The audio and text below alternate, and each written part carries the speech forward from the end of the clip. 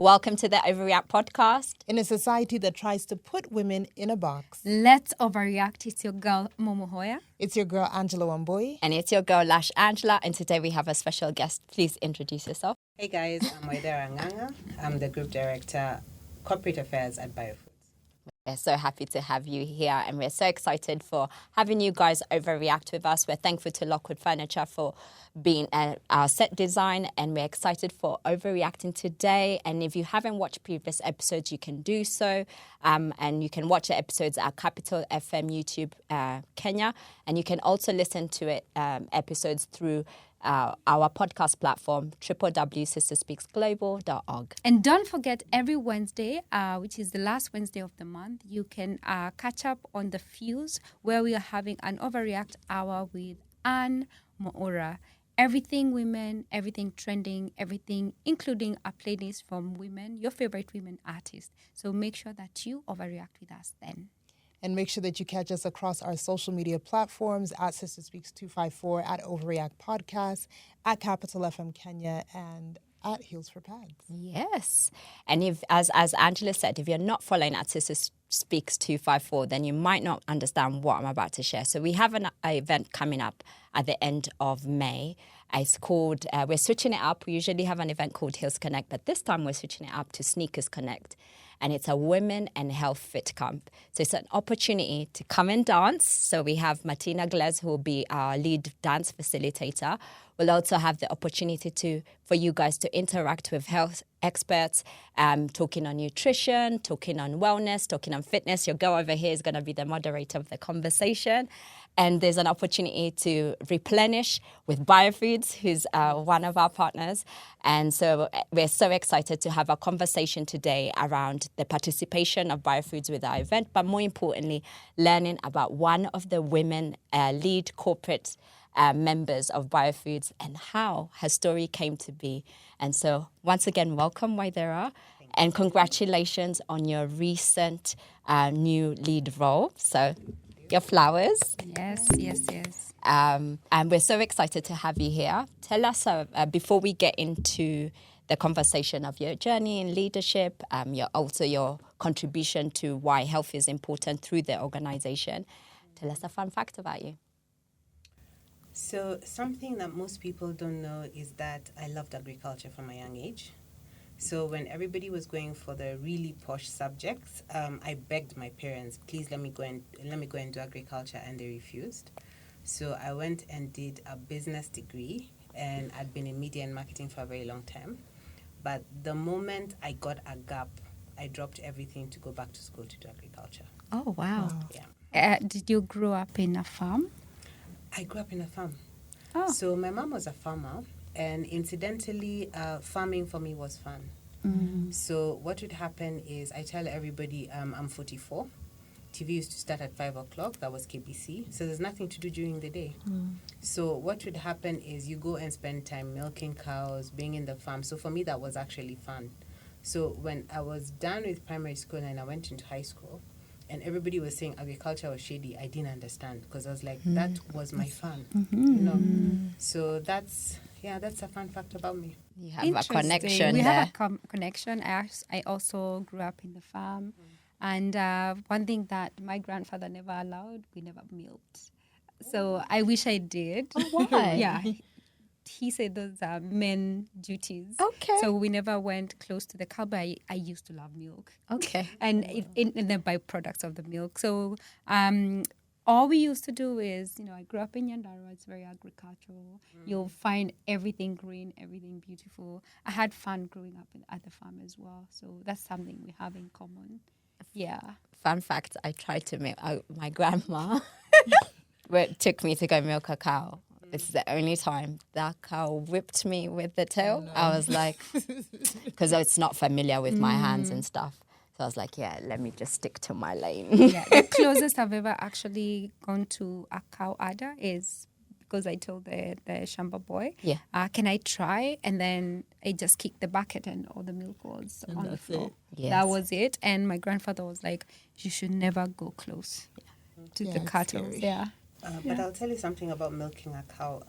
A cow's udder is as sensitive as a woman's breast. Makes sense. So look at you.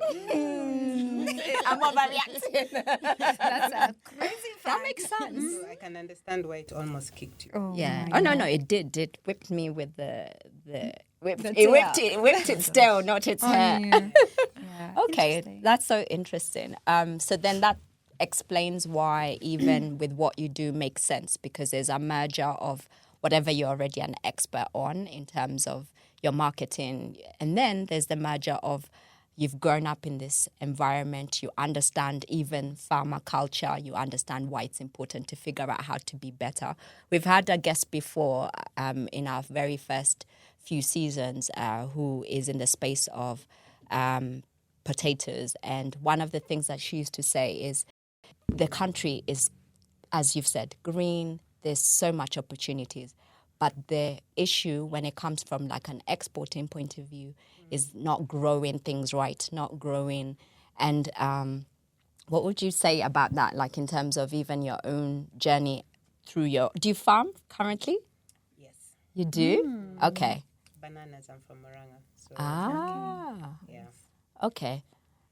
So anyway, in terms of like even just that combination of understanding how farming culture is quite a challenge for people because of not farming things right. So then you end up finding that people are not contributing towards the market. So like even how you choose your farmers is different.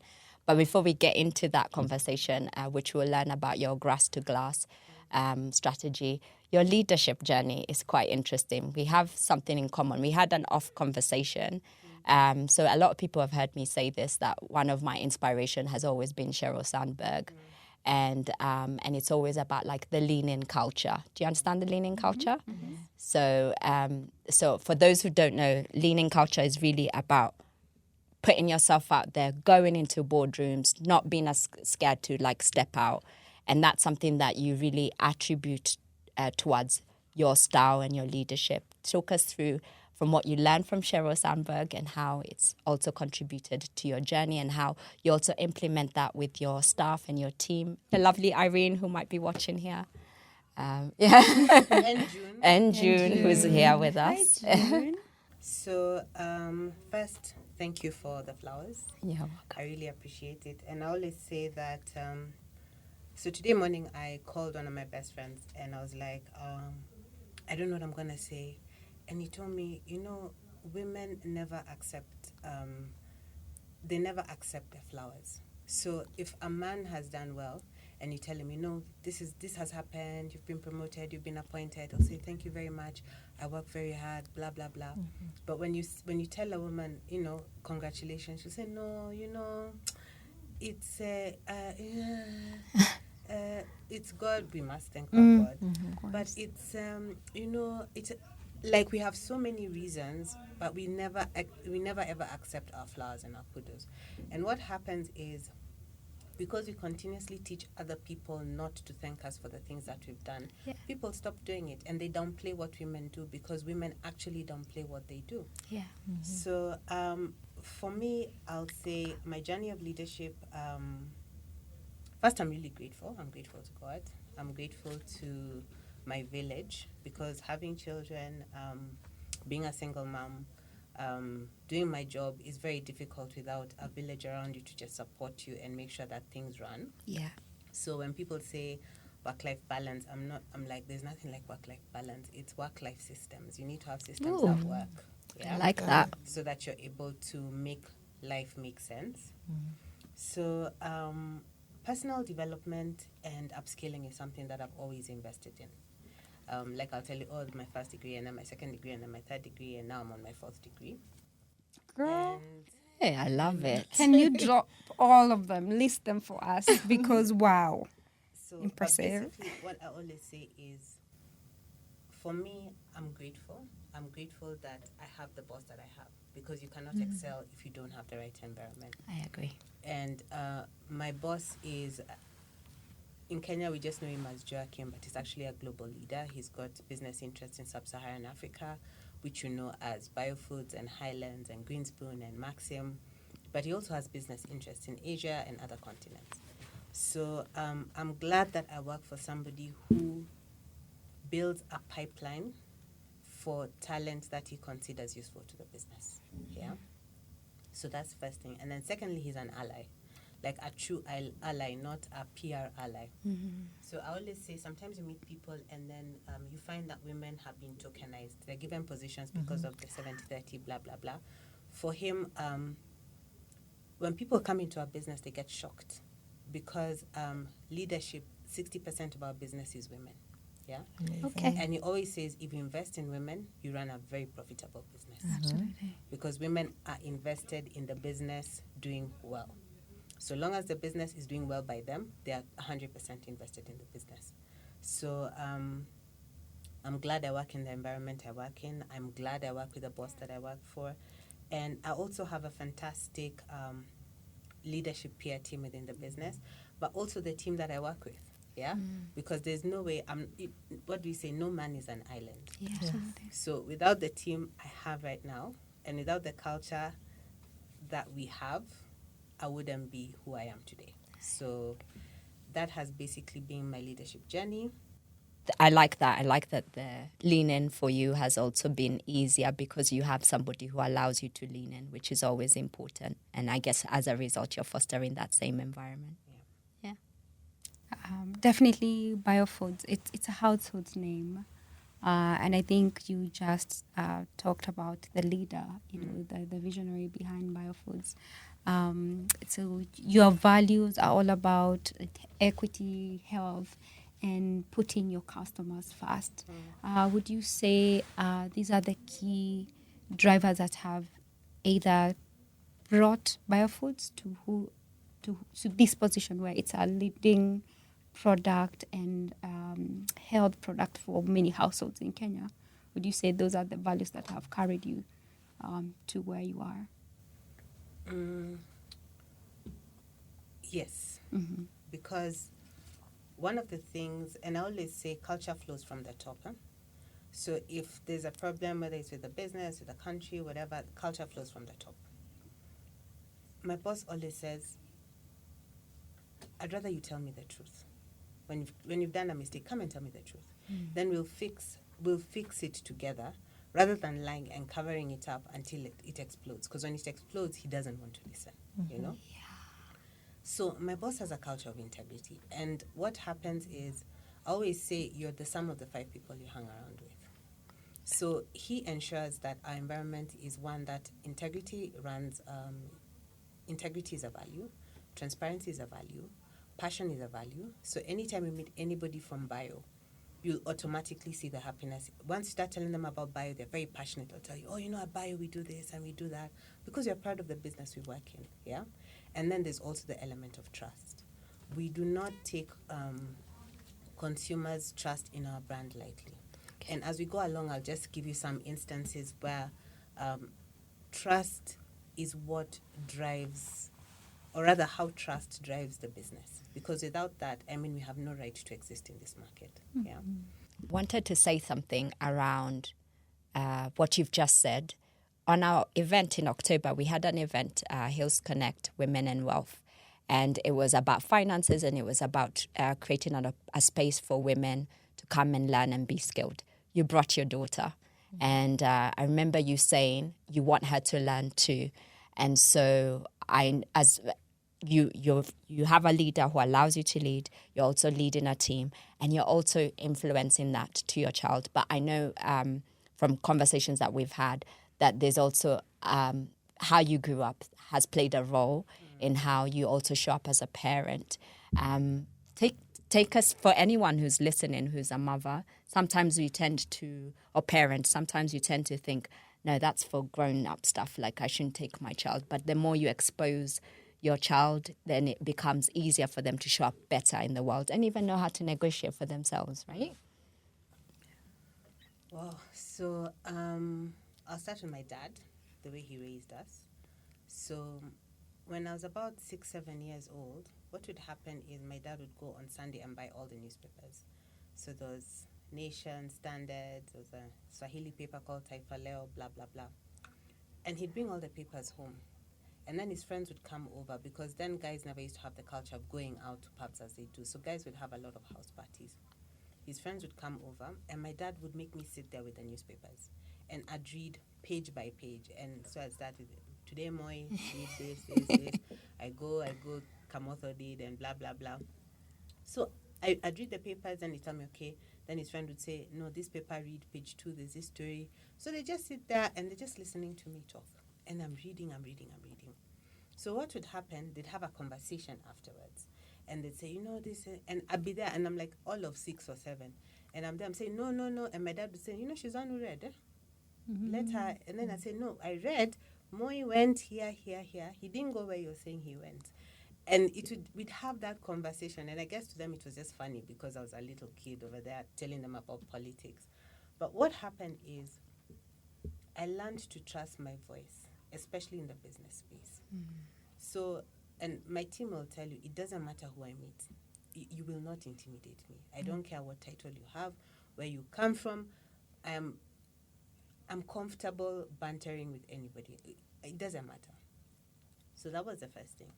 Then secondly, my mom is very, we like to call her a diva, because even to the supermarket, she'll dress up and she'll say, no, you never know who you're going to meet. You don't know which opportunity you're going to get. So for her, everything must be done with excellence, yeah?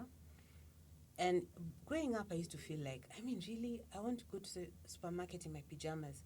And she'd say, the day you go to the supermarket in your pajamas is the day you meet the person you don't want to meet in your pajamas. So from a young age, I learned image was very important. Excellence was very important. And on my dad's side, that my voice meant something. So because he always involved me in a lot of things that he was doing, I was the only girl. So if he's meeting his friends, he'd tell me, if you want to come, just come and listen, come and ask questions. If his friend buys a new car, he'd ask me, have you seen the car? Ask him to take you around in the car. Okay, ask him how much the car was. Ask him how much money he's making. Ask him where he's making money from to buy that car. And, I'd ask these questions. And then it's, oh, yeah, but I'm a lawyer. Oh, I'm a this, I'm doing this. Or we go to his friends, Mjengos, and I ask, okay, how is this house built, And they'd explain it to me. So what happened is I also got a culture of I don't feel foolish asking questions. So even in meetings, even though everybody else is nodding their head, I'll be like, hey, excuse me, what does this mean exactly? Yeah. And sometimes you find you'll ask a question, then you realize, oh, okay, everybody is nodding their head because they weren't the only one who needed that answer. Yeah. But I'm not afraid of feeling foolish in the process of learning. Yeah. And that is something that we need to shed off sometimes. So one of the things I do is I invite my daughter along. Same way. And I tell her, okay, we're going to Sister Speaks. I want you to come. I want you to listen. If you have any questions, ask. So there's this time when you tell us now to have a conversation. Yes. And she's there, and people are talking about their careers, and she's talking about the things she's doing, and people think she actually has a job. Then she says, someone asks her, okay, so what do you do? Oh, I'm in year 11. But because she's learned to carry herself in certain spaces. So I love, and I always tell her, I'm not raising a child. I'm raising a global leader. I'm raising a global citizen. Yes. When we go to the airports, sometimes, and she always tells me, Mama, I can never get lost in an airport because it's the best labeled place in the whole world. Yeah? That's true. So we go in, and I'll give her, maybe she holds her passport, I hold my passport, and I tell her, okay, we're going to gate this particular gate, get us there. And she'll just follow, she'll ask questions, she'll get herself there. Because the idea is you're supposed to be preparing your child to be independent in this world. You're not preparing them so that they can keep... Of course, I'd love for her to call me every day and ask me, Mama, how do I do this? But at the end of the day, if I have a child who can hold her own in this world, I've done my part. Yeah. I love Oh, that. God. Congratulations on such a beautiful mommy-daughter relationship. I think it's really inspiring just hearing your motherhood journey and how you've instilled that confidence in your daughter from a young age. And you also touched a lot on the values of biofoods. So when it comes to even empowering the communities, and not only is biofoods, not only do your products taste amazing, but they're also nutritionally good in terms of value and quality. Are there any outreach programs that biofoods does to empower communities in terms of like educating them on the importance of nutrition when it comes to choosing certain foods? Okay, so I'm going to answer that question in two parts. So the first is we don't talk about community outreach. For us, we talk about the fact that you're a sustainable business. And sustainability means that we embed it in each and every part of our value chain. So when we talk about the community, we make sure that every community that we operate in, whether it's the farming community, our supplier community, our employee people community, we are always giving back and making sure that they live their best lives. So how do we give back? I'll give an example. We're very heavy into backward integration with our farmers. So recently, June was part of that trip, and my boss, so they go down to, I won't tell you where, in Rift Valley. Then they meet this farmer, and this farmer was not even part of the trip. And he's like, no, you have to come to my farm. You have to come to my farm. So eventually they go to the farm. This guy had a madhouse and a corral for his animals. They went and he had now a stone house. And he was so excited, and he was like, because bio pays us the best, I was able to save money, and I was able to get a loan, and I was able to build this house. And if you follow my boss on LinkedIn, Joachim Masterveld, you'll see the actual house that this guy had built, and he was so, so proud. So when people ask me, what do you guys do? I say, we are not in the business of buying milk. We're in the business of changing lives. One milk liter at a time. Amazing. And does that speak to your slogan, grass to glass? For anyone who wants to know more, that slogan, what does it embody when it comes to biofoods? Okay, so basically what we say is our integrity, trust, brand love flows from grass to glass. Yeah? So one of the things that we do, so I'll just break down the value chain very quickly from grass to glass. Yes. One of the things that we do with our farmers is ensure that they have the right inputs for their milk. Yeah. So we educate the farmers. Two, we work with our farmers. So I'll backtrack a little bit. Agriculture in this country is a hobby for many people. So you have a little farm or a big farm or whatever you've inherited from your parents. You go put some carrots, you come back to Nairobi, you remote control, how the cows, how's the, and it's not sustainable, right? Yeah. And for those who actually live on their farms, this is at the very subsistence level, are not trained well enough so that they're able to get the best value that they can from the land that they have. At Bio, we operate differently. We work with farmers like it's a business. It's not even like it's a business, it's a business. Okay. So we teach you how to do your documentation. We teach you how to calculate the value of inputs that go into the milk and that you get out. Yeah? So most of the times we'll even talk about margins after feed cost, which means that what are your profits after you've fed the cow, you've gotten the milk and you've sold it to us. We teach you how to manage your herd. How much of your herd is milking? How much of your herd is non-milking at this point? Because you want to consistently have a profitable herd that is making you money, right? So that's how integrated we are from the farmer level. We know, I always say our milk, because we are so integrated, we understand, we have dashboards in terms of how our farmers are feeding. If you, Angela, call me today and tell me there's a problem with this bottle of milk, I'll tell you, just send me a picture of the batch number. You'll send me a picture of the batch number. When we go back to the office, we'll be able to tell you which day the cow was milked, which herd it came from, what it ate on that day. Our traceability system is spot on. Amazing. So we're able to say, okay, on this day, it was from this particular farm. We call the farmer, what happened? Yeah. Then you'll tell me, oh, maybe the milk smells a bit off. What happened? Oh, when we were going to the cattle dip, we passed blackjack. The cows ate blackjack. That is what you're smelling in the milk. And then you're able to know, okay, fine, this is what happened to this batch. We'll replace it. But at the end of the day, that is the level of quality that Bio operates in. So all the way till the factory, we do 17 tests on our milk. Yeah. So we test on the ground and we test on site. Let me tell you something. And I think I said this in your event last time. we supply a lot of major hospitals because we give you an antibiotic-free guarantee and an aflatoxin-safe guarantee. What does that mean?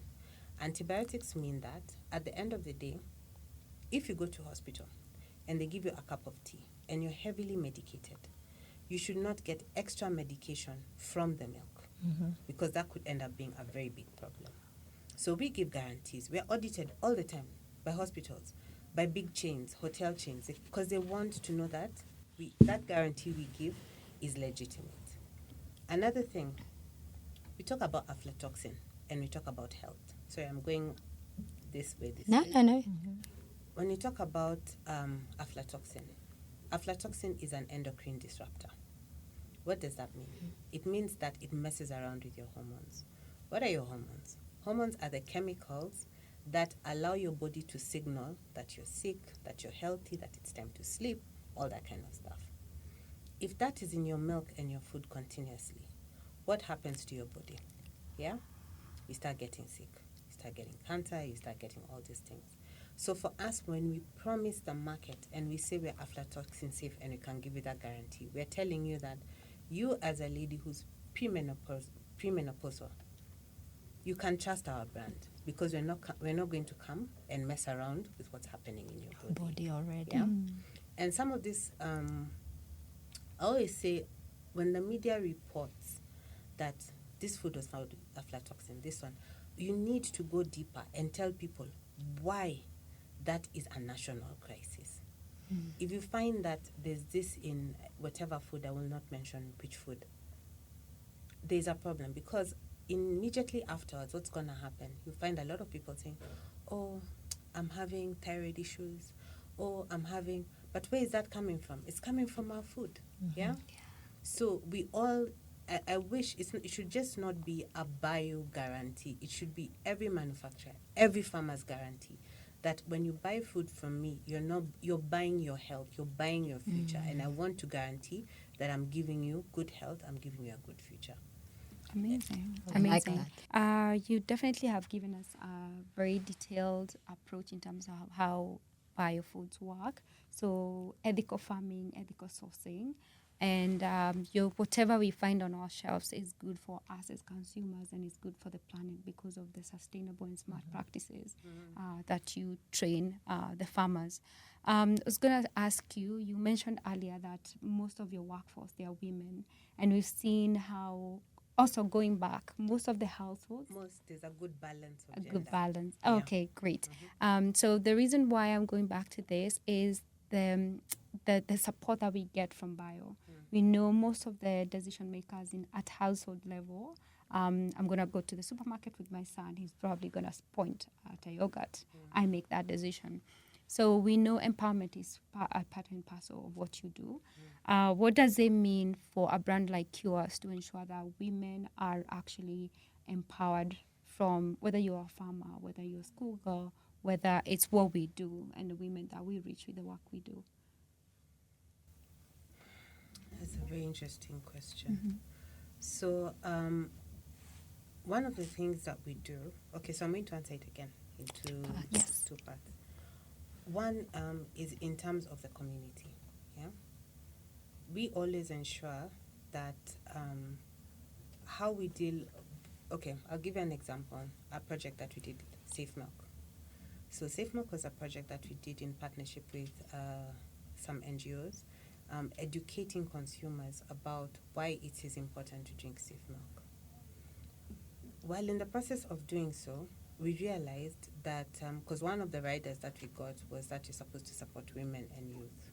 So when we went to the ground and we started engaging a lot of the women, we found out that a lot of the money that comes from farming does not necessarily, women do the work, but the money doesn't come into their pockets. So some of the things as we are training, we also encourage them like how to handle their money, what to do. We don't say it's inculcated in the curriculum, but we're able to teach business skills so that they're able to better understand how to handle the business of farming. Yeah. Two, even within the business, okay, I always say we try and help all genders, because even now the boy child, I mean, so it's not girl child or boy child. It's about how do we help our community so that we're able to have a better empowered next generation. So the second thing is, you spoke about households. For us, what we've seen, as much as the woman is the influencer in terms of purchasing, what is happening is our households are becoming fragmented. So women are becoming more empowered, but then men are also shopping a lot because there are very many single men. Yeah. So we have to talk to. Where are they? Just I'm asking for myself, but anyway, continue. Hang around. Okay. I'll introduce you to many. Say less. Okay, so one of the things we are noticing is demographics are changing. Before we used to talk to the woman alone. Now we cannot talk to the woman alone. We have to talk to the woman and we have to talk to the man. Yeah? Women are interested in purchasing for their children. So we talk to them the language that they need to understand, how to feed their children better, how to handle their health better, how to support their nutrition. When we find platforms like yours, we really want to engage and support, because that's the only way that we're able to spread our outreach, because you can't do everything by ourselves. Yeah. And then for men also, and you can't leave the man behind right now. Yeah. Everybody's a sexy daddy these days. Yeah? Men are taking care of their health. They're starting to work out more, and they also need nutritional information. Yeah. So we're also trying to see how we can support women, but also how we can support men, so that we actually have a healthy community and not just one side that is empowered and the other side has no clue what's going on. Balance. It makes so much sense and really aligns with the purpose of even just the fact that we're talking about nutrition, we're talking about health. I've had my own journey in terms of health, in terms of losing, like a yo-yo, losing weight, gaining weight, losing weight, gaining weight. And even just understanding the body transformation. And some of the conversations that we'll be having is around hormonal health, which you touched on a bit. In terms of the products that Biofoods has, and even maybe your own personal journey, how is considering your nutrition and thinking about what you're putting in your body? You mentioned your age, so also age plays a factor in how we are as women, in terms of who we were in our 20s, who we were in our 30s. Our body relates to food differently. The big our body, menopause, period, premenopause. In terms of health and contributing, how what are the techniques you use in terms of products that you use that are suitable for you? There's somebody who's a woman like you, high up, is a mother, has a high job. Also, you said you're running, you have your own farm. So you're doing so many things. How do you fit? What are some of the tips and tricks you fit into your day-to-day to ensure that you have health taken care of, fitness taken care of? So one of the things I do is I only buy bio. Okay, I love that.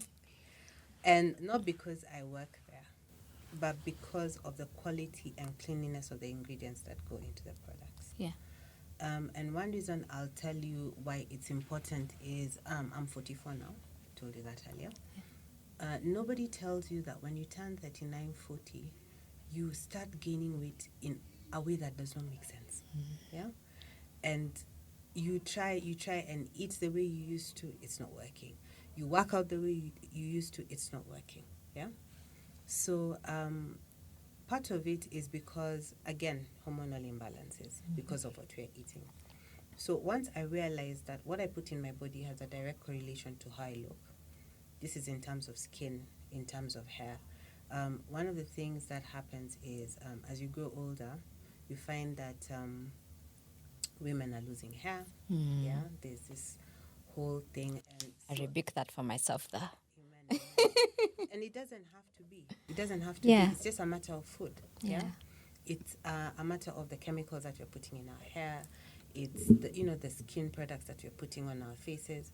And I always say, if I can't eat it, I don't want to put it on my skin. Yeah. Because that's a good way to look at it. So I try as much as possible to be natural. I'll buy natural shea butter, fenugreek oil, rosemary for my hair. Like, I try as much as possible to keep it as natural as possible. Yeah, that's the first thing. The second thing is, I mean, I was always between 70 to 75 kilos. Last month I was weighing 95 kilos. Now I'm at 91 kilos. I am trying my best to lose weight. And one of the things, so I went to a doctor some time back, and he told me, listen, you cannot work out like a young girl. You cannot run here, up, down, do 10 kilometers and think that's how you're going to lose weight. As you grow older, you have to do a lot of weights, yeah? And to do weights, that means that you have to eat a lot of protein, and good protein. And one of the products that I love, as I plug in our products. Yes, please. We were actually going to do that rapid fire, so go on. Is Bioactive Power. It's it's a high protein shake that we created. And why I like it is because it's direct injection. I don't have to eat I'm not a good eater. I don't have to eat a huge steak to get protein, yeah? All I need to do is get one bottle, drink it, have my 25 grams of protein for the day, yeah? So it helps with the muscle replacement. So there's so many things. I mean, what do I do? I like peace. You don't want problems. I don't want problems. You want peace. I feel you go. So I'm very careful about the spaces that I'm at, yeah? If you're toxic, I'm so sorry. I'll ghost you as fast as a Gen Z ghosts a job. Like, No. okay, let me take that back. The crow is on the floor. I love Don't quit on us. Because, I mean, why should... Literally, my peace of mind is what helps me make money, helps me raise my kids. It's what keeps me sane. It's what keeps me looking young. Yeah. So if I'm in a toxic space, I cannot handle it. It's not good for my health. Yeah. And some of my friends tell me, you can disappear for 4 months. I say, yeah, imagine I had to disappear for 4 months because I had to concentrate on what was necessary. But I'll come back. But in the meantime, you'll have sorted out your behavior also. So, you know, the environment makes sense. So those are some of the things I do. And the last thing is I put family first.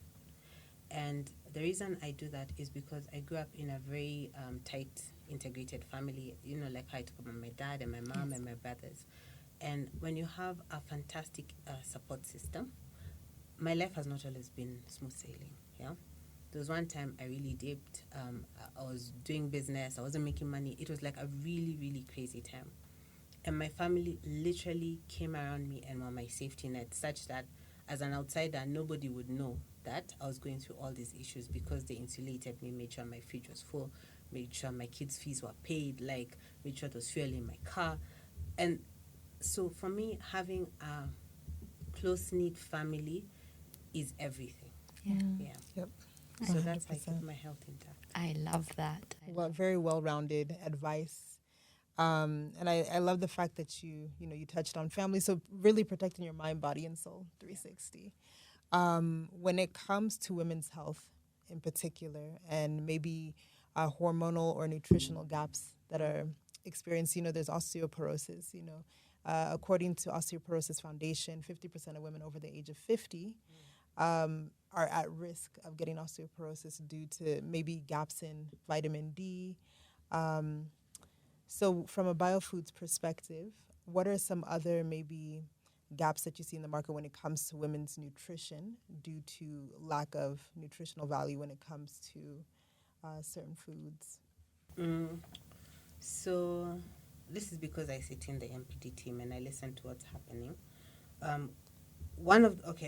The first gap, before you actually even get into supplements, the first thing is ensuring that you understand and read the label of the product. Yeah? What's on the label should be what's inside the product. Some of the gaps that we see is that people don't understand what actually goes into food. Yeah? So one of the gaps we have is lack of education. So as biofoods, we are consistently educating people that, guys, you need to ask what's in your food. You need to ask what that means for you. When you talk about aflatoxin, people say, oh, it's a big word.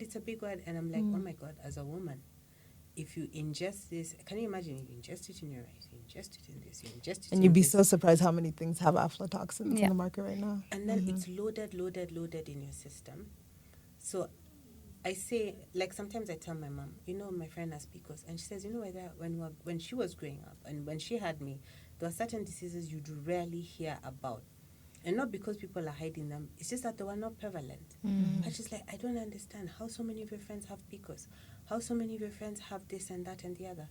And it's because of the food we're eating. We're literally getting sick from what we're eating. So the first thing I always say, educate yourself, read the label. Always read the label. Yeah. The second thing is ensure that what's going into your body is clean. Yeah. I'll give you an example. We always have consumer tours coming through.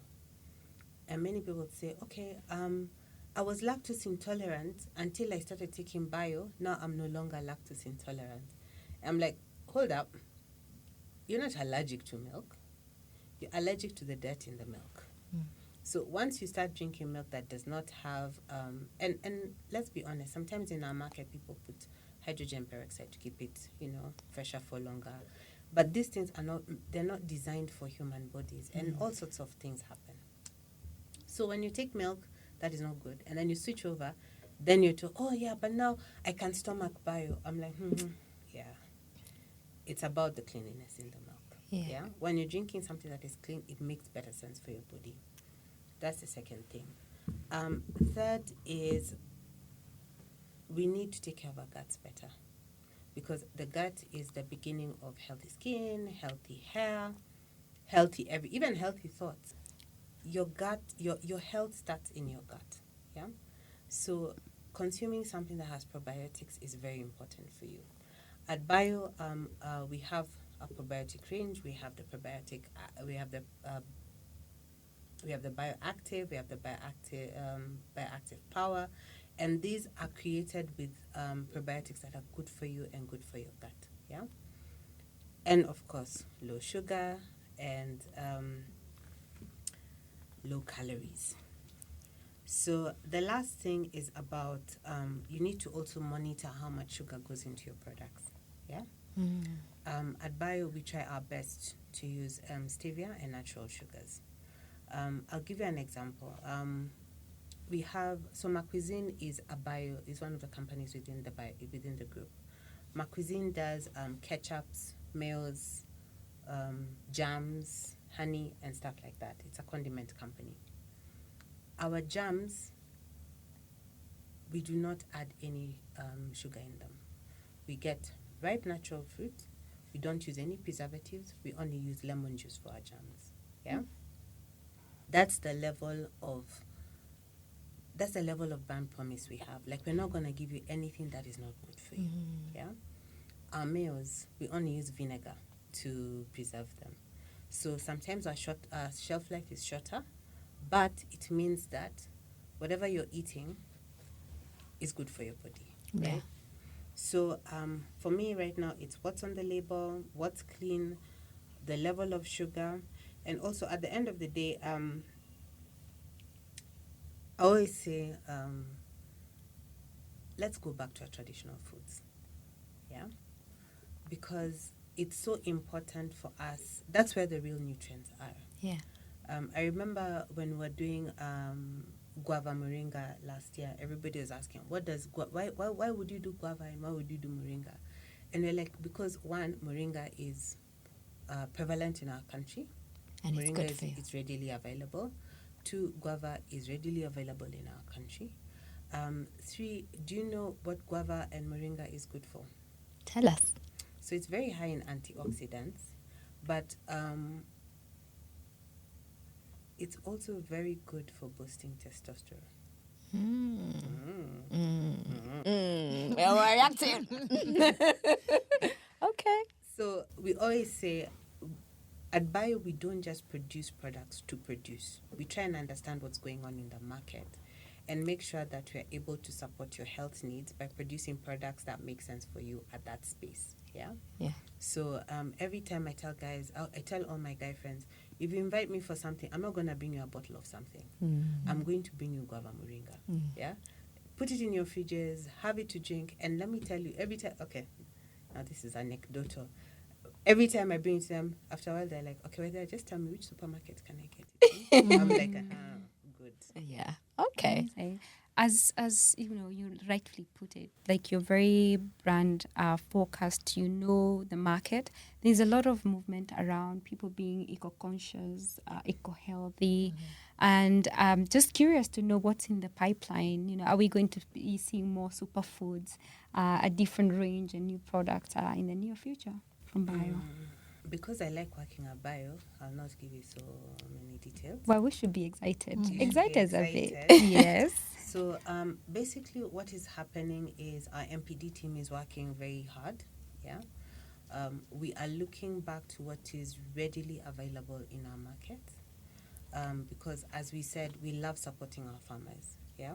Like Mark was saying, the fruits, we source a lot of them from our local farmers.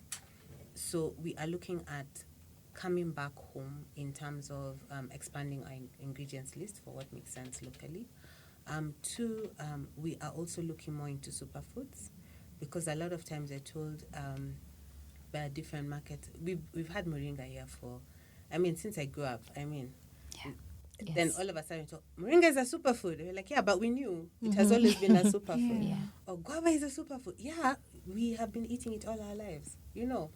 So it's looking back again at what we have in our markets, locally available, and that and making it make sense in terms of product offerings you're putting on the table. Then we're also shifting more towards less sugar in products. Okay. Because one of the things that we've noticed is our market is becoming more and more conscious. They don't want sugar, they prefer stevia. So if you find like our bioactive power is sweetened with sugar, and that is one of the directions that we are taking and introducing more products in our stable like that. But most important is we are also expanding to the region. So right now, if you go to Rwanda, you go to Uganda, you go to the countries in the region, you'll find our product. But more and more, we're thinking that we need to also support regional retail with our products, so we're going hard into the region. Exciting. Can't It's wait been to test out what yeah. you guys have. So for all your listeners in Uganda and Rwanda and Burundi, we're coming soon. Soon. I love that. And we're really excited once again for our event coming up, the Sneakers Connect. And we're excited that you guys will be on board. And hopefully we'll also have you sharing more facts about health and transformation. What's your parting shot as we come to a close, either from a leadership point of view or health point of view? What would be something that anyone who's listening that maybe wants to be in your position and become a groups director, or wants to be in your position and is a bit more conscious about health? Yeah. Your career is too precious to leave it in the hands of someone else. Yeah? Girl. So what that means is you're in charge of your competence. Yeah. So be continuously upskilling. You can't say, I didn't get this promotion because I didn't. You need to have the skills. That's one thing. Two, pivot as much as you need to. Just because you started in engineering does not mean that you need to be an engineer till the day you die. If you want to go into music, be a musical engineer. If you want to do whatever makes sense. Because the world we live in has got space for musical engineers who are nutritionists and who at the end of the day want to be DJs at night. Then focus on your personal brand, because you are in charge of your own image. You can't wait for your boss to put you out there. You can't wait for your colleagues to put you out there. You can't wait for your business to promote you so that you're put out there. You are in charge of your brand. Tell your story. Make sure you use LinkedIn, all the platforms that you can possibly use to tell your story. I love that. It's been a great overreacting with you and even learning from you. There's so many nuggets that I think we're all going to reflect on. Thank you all overreactors for listening to us. We also want to thank Lockwood Furniture for being our set design for today, and we look forward to seeing you with your sneakers, not heels, please, on Saturday the 31st of May at the Junction Mall. But we wouldn't go without letting you know our favorite bio products, because the bioactive cucumber has me on chokehold. I love this. Yes. My two favorite is the moringa guava. I love that as a yogurt. But my favorite also is a tropical yogurt, the one that comes in the yellow bottle. Love it. I like the blueberry one, and I also really like guava moringa because I like guava. She knows. Yes. Guava is my favorite juice. Yes. We want to know, what's your favorite biofood? Please put it here in the comments. Yes. We might send you a hamper. You never know. Or a free ticket. Yes. And also beyond our OVAReact podcast, you can catch us every last Wednesday of the month where we collaborate with Anne Moira on The Fuse, and we have the OVAReact hour from 10 a.m. to 11 a.m. And, you know, we talk all things women and, of course, celebrating female artists from across the globe. So make sure you keep it locked. You can follow us across our different social media platforms. And that is Sister Speaks 254 OVAReact on Instagram and Heels for Pads. Also, you can go to www.sisterspeaksglobal.org and you can listen to the previous and last year's and last seasons and this very one right there. So, ladies, Let's overreact.